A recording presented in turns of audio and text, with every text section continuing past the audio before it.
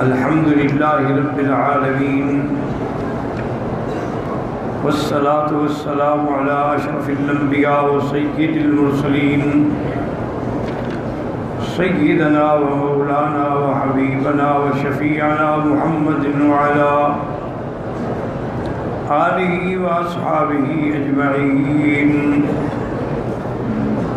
اللهم صل على سيدنا محمد وعلى آل سيدنا محمد كما صليت على إبراهيم وعلى آل إبراهيم في العالمين إنك حميد مجيد. أعوذ بالله من الشيطان الرجيم. بسم الله الرحمن الرحيم. ولا تقف ما ليس لك به علم. اس سے پہلے ولا تقربوا مال اليتيم إلا بالتي هي أحسن حتى يبلغ أشده وأوفوا بالعهد إن العهد كان مسؤولا وأوفوا الكيل إذا كلتم وزنوا بالقسطاس المستقيم ذلك خير وأحسن تأويلا. قال المؤلف المفسر رحمه الله تعالى أدام النفع بعلومه وعلومكم في الدارين آمين إلى أن قال يقول تعالى ولا تقربوا مال اليتيم إلا بالتي هي أحسن حتى يبلغ أشده أي لا تتصرفوا في مال اليتيم إلا بالغبطة کہ یتیم کے مال میں کوئی ہیرا پھیری نہ کرو کیونکہ یتیم کا مال جو کھاتے ہیں وہ گویا کہ انگارے اپنے پیٹ میں ڈال رہے ہیں. وَلَا تَأْكُلُوهَا إِسْرَافًا وَبِدَارًا إِن يَكْبَرُوا وَمَنْ كَانَ غَنِيًّا فَلْيَسْتَعْفِفْ وَمَنْ كَانَ فَقِيرًا فَلْيَأْكُلْ بِالْمَعْرُوفِ. جلدی جلدی نہ ان کے مال کو کھائیں تاکہ اس کے بالغ ہونے سے پہلے پہلے ہم یتیم کا سارا مال کھا جائیں. اگر تم میں کوئی غنی ہے تو یتیم کے مال سے کچھ بھی نہ لیں. ہاں اگر تم بھی فقیر ہو تو اتنا لے سکتے ہو جو جائز ہے. وقد جاء فی صحیح مسلم ان رسول اللہ صلی اللہ علیہ وسلم قال لأبی ذر یا ابا ذر انی اراک ضعیفا وإني أحب لك ما أحب لنفسي لا تأمرن على اثنين ولا تولين مال يتيم. صحیح مسلم کی یہ حدیث مبارک ہے. حضور پاک رحمت دو عالم صلی اللہ علیہ وسلم نے فرمایا ابو ذر سے کہ ابی ذر تم کمزور آدمی ہو, میں اپنے لیے جو محبوب رکھتا ہوں تمہارے لیے بھی وہی چیز محبوب رکھتا ہوں. میں تمہیں نصیحت کرتا ہوں, ایک تو کبھی حاکم نہ بننا, نہ کوئی عہدہ لینا, اور دوسرا یہ ہے کہ نہ کبھی یتیم کا وارث بننا. یتیم کے مال میں بھی دخل نہ دینا اور لوگوں کے معاملات میں بھی بڑا بن کے اور حاکم بن کے نہ. کیوں انسان ہے لازماً اس سے کوئی نہ کوئی خطا ہو جاتی ہے. تم ضعیف آدمی ان چیزوں سے بچو. وَأَوْفُوا بِالْعَهْدِ الذي تعاهدون عليه الناس والعقود التي تعاملونهم بها فإن العهد والعقد كل منهما يسأل صاحبه عنه إن العهد كان مسؤولا. اور اگر کوئی عہد کرو معاہدہ کرو تو اس کو پورا کرو. لازمی بات ہے کہ اگر تم نے کسی لوگوں سے عہد کیا ہے یا تمہاری ان کے ساتھ کوئی عقد ہے, کوئی بیع شراء ہے, کوئی چیز ہے جو طے ہو, اس کو ہر حال میں پورا کرو. چونکہ عہد اور عقد کے بارے میں قیامت میں سوال کیا جائے گا کہ تم نے جو عہد کیا تھا اور تم نے جو عقد کیا تھا وہ پورا کیا یا نہیں کیا. ان العہد کان مسئولا, عہد کے بارے میں قیامت میں سوال ہوگا. اب ایک اور حکم دیا اللہ نے وَأَوْفُوا الْكَيْلَ إِذَا كِلْتُمْ أَيْ مِنْ غَيْرِ تَطْفِيفٍ وَلَا تَبْخَسُوا النَّاسَ أَشْيَاءَهُمْ. اگر لوگوں کو دینا ہو تو پوری تول دیا کرو, نقصان نہ کیا کرو. چونکہ جو لوگ ایسا کرتے ہیں کہ دیتے وقت تھوڑا دیتے ہیں اور لیتے وقت پورا لیتے ہیں, ان کے لیے ہلاکت ہے. وَيْلٌ لِّلْمُطَفِّفِينَ الَّذِينَ إِذَا اكْتَالُوا عَلَى النَّاسِ يَسْتَوْفُونَ وَإِذَا كَالُوهُمْ أَوْ وَزَنُوهُمْ يُخْسِرُونَ اللہ نے فرمایا ہلاکت ہے ان لوگوں کے لیے جو تطفیف کرتے ہیں۔ کیا مانا کہ جب لوگوں کو دیں تو ان کو تھوڑا دیتے ہیں، لینا ہو تو پھر زیادہ دیتے ہیں۔ یہی لوگ ہیں جن کے لیے ہلاکت ہے اور جہنم کی وادی ہے۔ تو ایسی چیزوں سے بچنا چاہیے۔ اسی بات علماء نے اسی سے استدلال کیا ہے کہ جیسے تول، میپ، کیل، وزن صحیح دینا چاہیے، اسی طرح اگر کوئی آدمی ملازم ہے اور اس نے جو کنٹریکٹ کیا ہوا ہے کہ 8 گھنٹے میں ڈیوٹی کروں گا، تو اس میں بھی وہ خیانت ہے۔ اگر اس میں خیانت کرے گا تو وہ بھی پکڑا جائے گا قیامت۔ جیسے آج کل عام رواج ہے نا جی کہ اگر 7:30 بجے ڈیوٹی ہو تو آتے ہی 8 بجے، پھر آنے کے بعد وہی میز پہ بیٹھ کے وہی ناشتہ کرتے ہیں، وہی چائے پیتی، اور اس کے بعد درمیان میں چھٹی ہو تو بس چھٹی کی تو غائب ہو گئے۔ تو یہ جتنے وقت کا وہ غیان کریں گے یہ ان کے ذمہ غبن ہے قیامت والے دن۔ قُلْ بِضَمِّ الْكَافِ قِسْطَاسِ الْمُسْتَقِيمِ، اور قسطاس میزان کے وزن پہ۔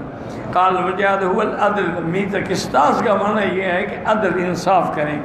المستقیم الذی لا اعوجاج فیہ ولا انحراف ولا بالکل صحیح تول ہو، نہ ادھر نہ ادھر۔ ذالک خیر واحسن تعویلا، اے لکم فی معاشکم و معادکم، ولہذا قال واحسن تعویلا اے معاد منکرم فی آخرتکم۔ یہ انصاف جو ہے دنیا میں بھی تمہارے لیے بہتر ہے، تمہارے معاشی معاملات اور زیادہ بہتر ہو جائیں گے، تمہارا اقتصاد اور زیادہ بہتر ہو جائے گا، اور آخرت میں بھی تمہارے لیے یہ بہتر ہے۔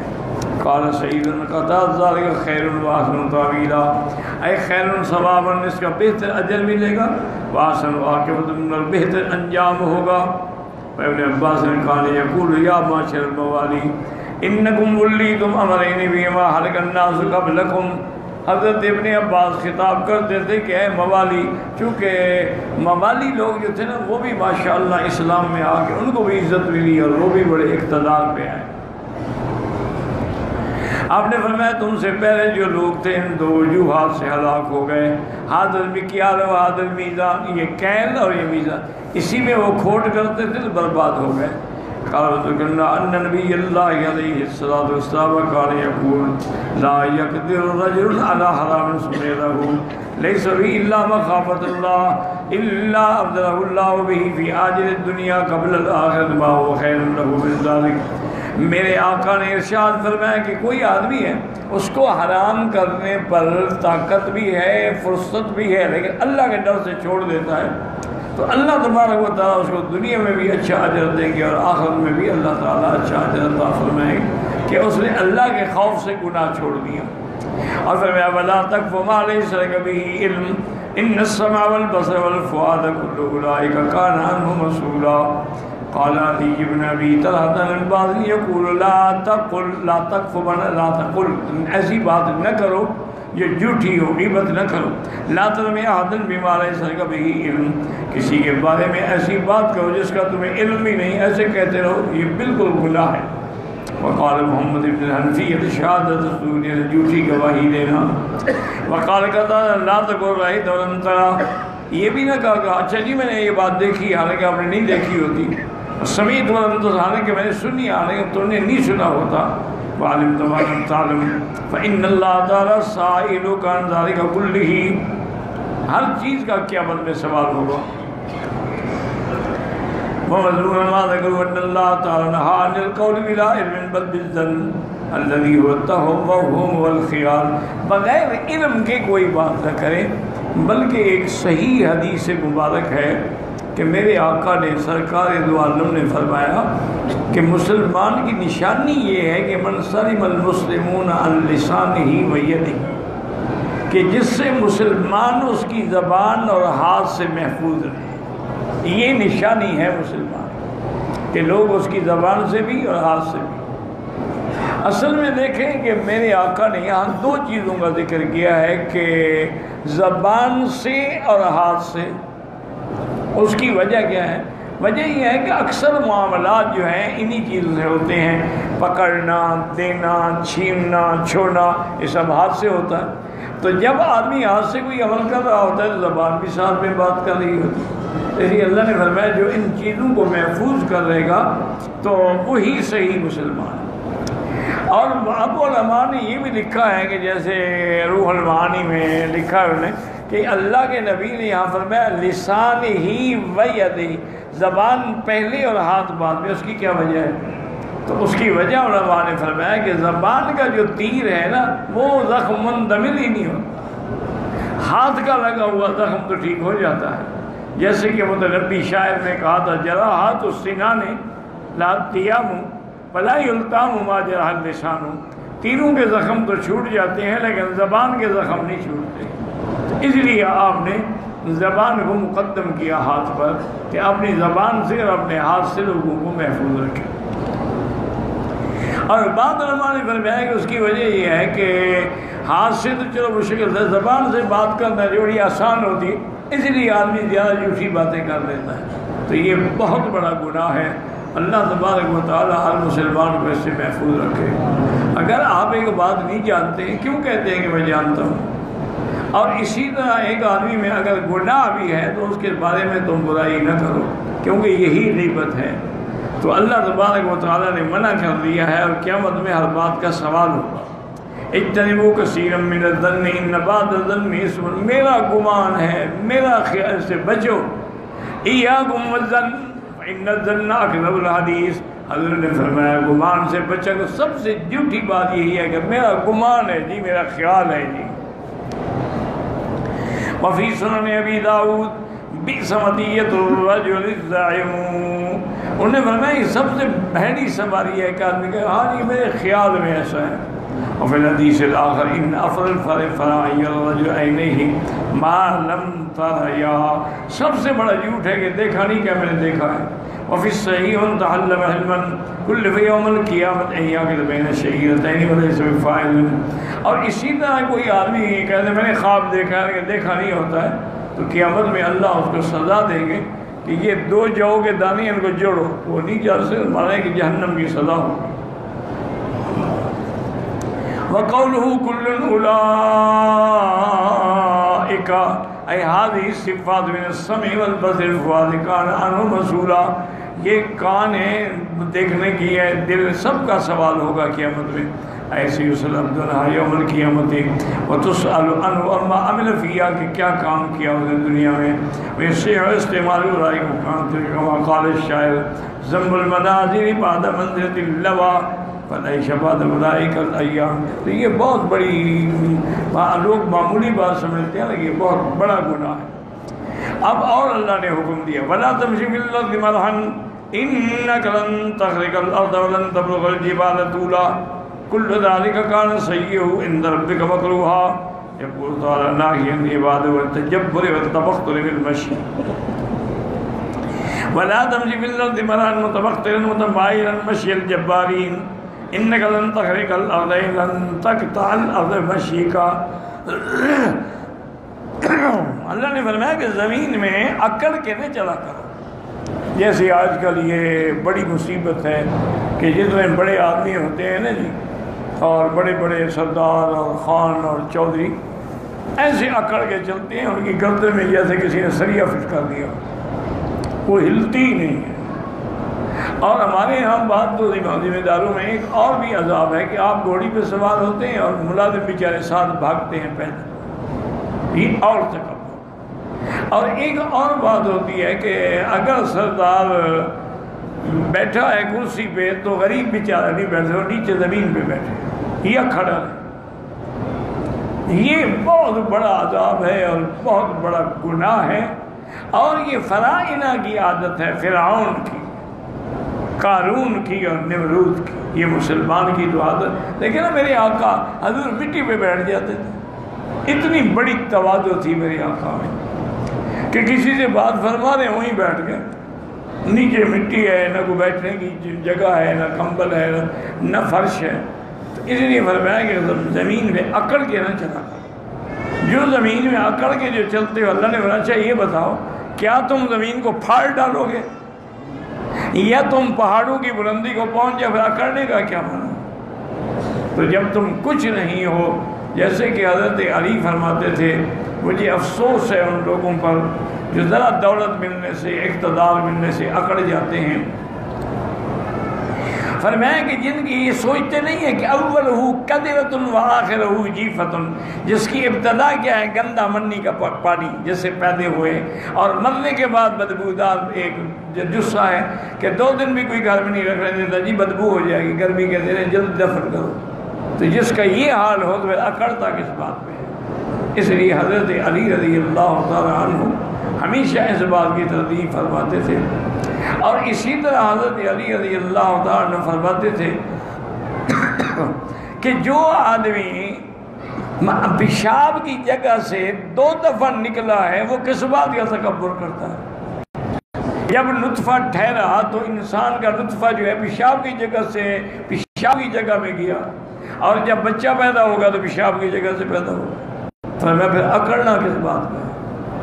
تو اس لیے ہمیشہ اپنی اصلیت کو یاد رکھا کرو کہ میں کیا ہوں، میری بنیاد کیا ہے، میری اصلیت کیا ہے۔ اور دوسرا اللہ کی ایک صحیح حدیث قدسی ہے، فرمایا العظمت ازاری والکبریاء ردائی، عظمت جو ہے وہ میری نیچے کی گویا چادر ہے، اور کبریائی میری اوپر کی چادر ہے۔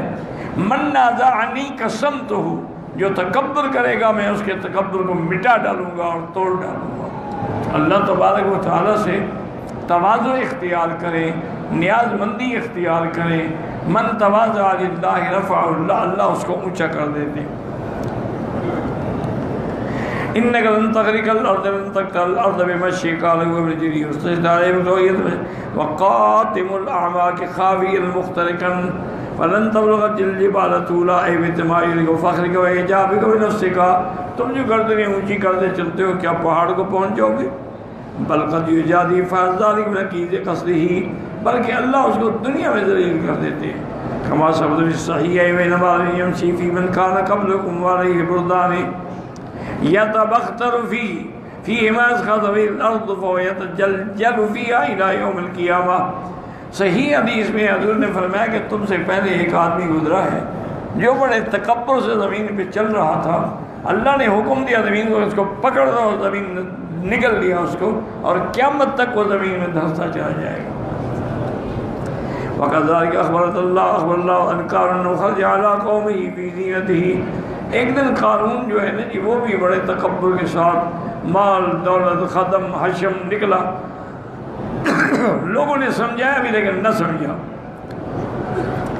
وَأَنَّ اللَّهَ تَعَالَىٰ خَسَفَ بِهِ وَبِدَارِهِ الْأَرْضَ، اللہ فرماتے فَخَسَفْنَا بِهِ وَبِدَارِهِ، ہم نے اس کو بھی اور اس کے محلات کو بھی زمین میں دھسا دیا۔ وفي الحديث من تواضع لله رفعه الله وهو في نفسه حقير وعند الناس كبير، جو آدمی تواضع کرتا ہے اللہ اس کو اونچا کر دیتے ہیں، وہ اپنے آپ کو چھوٹا سمجھتا ہے لیکن لوگوں کے دلوں میں اللہ بڑا بنا دیتے ہیں۔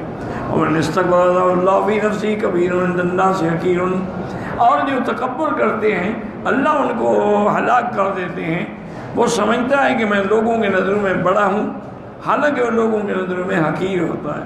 حتیٰ لو ابغض الیہ من الکلب والخنزیر، تکبر کرنے والا جو ہے اتنا گر جاتا ہے کہ خنزیر اور کتے سے بھی زیادہ لوگوں کو نفرت ہوتی ہے، لیکن مجبور ہے بیچارے، غریب ہے، بول نہیں سکتے۔ وقال ابو بکر بن ابی الدنیا فی کتاب الخمور والتواضع حدثنا احمد بن ابراہیم الکثیر قال حدثنا حجاج محمد ابی بکر الحضری قال بينما نحن مع الأزمة عليه ابن الأحيم يريد المنصور وعليه جباب خز قد نزل بعضها فوق بعض على ساقه فانفرج عنها قباؤه ويمشي يتبختر إذ نظر نظرة، فرماتے ہیں کہ ہم حضرت حسن کے ساتھ جا رہے تھے تو ابن الاحیم یعنی منصور ان کے سامنے گزرا، تو اس کے اوپر جو جبہ تھا وہ بھی ریشم کا بنا ہوا تھا، اور اسی میں وہ اکڑ اکڑ کے چل رہا تھا۔ جب حضرت حسن نے دیکھا اذ نظر وقال افن افن، کتنا شامخ بانفہ ثانی اطفہ مسلم خطہ ينظر فی اطفہ حمیق ينظر فی اطفہ فی نعم غیر مشکورۃ ولا مذکورۃ غیر الماخوذۃ بامر اللہ فیہا والمؤدی حق اللہ منہا۔ آپ نے فرمایا بڑا افسوس ہے، دیکھو یہ بڑا اکڑ رہا ہے، کس بات پہ یہ اکڑ رہا ہے اور کیسے اپنے چہروں کو بگاڑ رہا ہے، اور کس طرح بری نظر سے دیکھتا ہے، دائیں بائیں اپنے سائے کو دیکھ کے چلتا ہے، اس کی یہ عمل جو ہے نہ تو اللہ کے یہاں قبول ہے اور نہ ماجور ہے۔ فَلَلْوَدَّعَ كَاللَّهِ مِنْ هَؤُلَاءِ يَمْشِي أَحَدُهُمْ طَوِيًّا لَجَّ الْمَجْنُونَ فِي كُلِّ عُضْوٍ نِعْمَةٌ، جو آدمی صحیح طریقے سے ہوتا ہے کہ اس کے ہر عضو سے اللہ کی نعمت ظاہر ہو۔ وَلِلشَّيْطَانِ بِهِ لَعْنَةٌ فَسَمِعَ ابْنُ الْأَعْيَمِ فَرَجَعَ يَعْتَذِرُ إِلَيْهِ۔ ابن الأعیم نے جب سنا نہ تو حضرت صلی اللہ علیہ وسلم نے کہا حضرت میری پائیں معذرت کرتا ہوں، آئندہ میں ایسا نہیں، فرمایا لا تعتذر الیہ، میرے پاس معذرت کرنے کا کیا فائدہ، تم الی ربک، اپنے اللہ کے آگے توبہ کرو۔ اما سمعت قول اللہ عز وجل ولا تجعل الارض مرحا انک لن تخرق الارض ولن تبلغ الجبال طولا ورأى البختري العابد من آل علي يمشي في مشيته فقالوا يا هذا الذي أكرمك به لم تكن هذه مشيته۔ بختری نے دیکھا کہ ایک آدمی آل علی سے بڑا عقل کے چل رہا ہے، بولے کیا کر رہے ہو، جس کی وجہ سے تمہیں عزت ملی ہے خاندان علی سے، اس نے تو کبھی ایسا اکڑ کے نہیں چلا ہے، تم کیا کر رہے ہو؟ پتہ لگا رجل بعد، اس کے بعد اس بندے نے پھر تواضع اختیار کر لی۔ فرائے ابن عمر نے یقتوی مشری ان الشیاطین اخوانا، حضرت ابن عمر نے بھی دیکھا کہ ایک آدمی بڑا اکڑ کے چلا، اچھا یہ کون شیطان کا بھائی ہے؟ وقال خالد بن معاذ ایاکم والخطر فإن الرجل انسان جسدی رماہ مائل الدنیا، آپ نے میں خبردار بچ کے رہنا۔ وقال من الدنيا اتنا خلق الشام البزار قال حماد بن زيد يحيى سعيد مسلم قال قرضا مشت امتي المتيتا وقدمتهم فانصروا صدبات منابات۔ آپ نے بتایا ایک وقت آئے گا میری امت جب اکڑ کے چلنا شروع کرے گی اور فارس اور روم بھی ان کی خدمت کر رہے ہوں گے، تو نتیجہ یہ نکلے گا کہ ہم ایک دوسرے پر ان کو مسلط کر دیں گے، پھر ایک دوسرے کو کاٹ کے کھا جائیں گے۔ وقالوا كل ذلك سيء عند ربك مكروها سيئة فاحشة ومعناه عنده كل هذا الذي نهينا عنه، جتنی چیزوں سے ہم نے منع کی ہے سب بری ہیں۔ فلا تقتلوا اولادكم خشية املاق الهنا فهو سيئة واخذ عليها، یہ برائی ہے اور قیامت میں اس پر ثواب و جواب ہوگا۔ مکروها عند الله لا يحبه ولا يرضى، اللہ ان چیزوں کو پسند نہیں کرتے۔ من کا سیئ ولذا ما عند كل هذا ذكرنا من قوله وقضى ربك الا تعبدوا الا اياه الہ نفسی فقبیحہ مکروہ عند اللہ، جو بری ہے وہ اللہ کے ہاں جو ہے مکروہ ہے۔ ہاں قضا وجہ ذالک مجری رحمہ اللہ تعالیٰ فی کتابہ واللہ اعلم۔